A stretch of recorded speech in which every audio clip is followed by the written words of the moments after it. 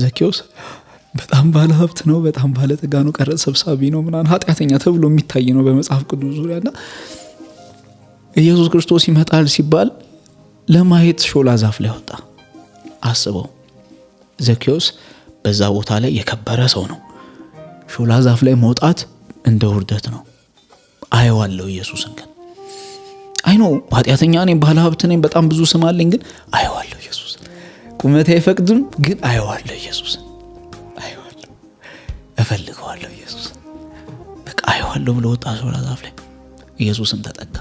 በፈለግነው ልክ የሚፈልገን ከዛ በላይ የሚፈልገን ኢየሱስ ደግሞ መጣና ዘኬዎስ ወይና ወረድ ዛሬ ካንተ ጋር እራት እንበላለሁ ማለት እራት እንበላለሁ ማለት አድራለሁ። አሜን።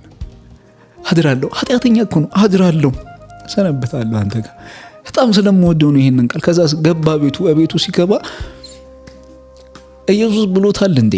አላለውም እኮ እኔ አንተ ጋር እራት በላ ዘንድ አንተ ኃጢአተኛ ነህ፣ ቀረጥ ሰብሳቢ ነህ፣ የሰበሰብከውን እጥፍ አድርገህ መልስ ብሎታል? አላለውም። በቃ ቤት እራት እበላለሁ አለ። ዋው! ልክ ዋናው ኢየሱስ ሲገባ ቤቱ ሌላው ደባል ነው። ሌላው ያስፈልግ በቃ አገለላቸው። እጥፍ አድርጌ መልሳለሁ። አንተ ካለህማ አንተ እኔ ቤት ከቆየህ፣ አንተ እኔ ጋር ከሰነበትክ፣ እኔ የማይገባኝ ቤቴ ከቆየህ አሜን። የሆነ ስም እኮ አለኝ። በጣም ብዙ ሰው እኮ ስም ሰጥቶኛል።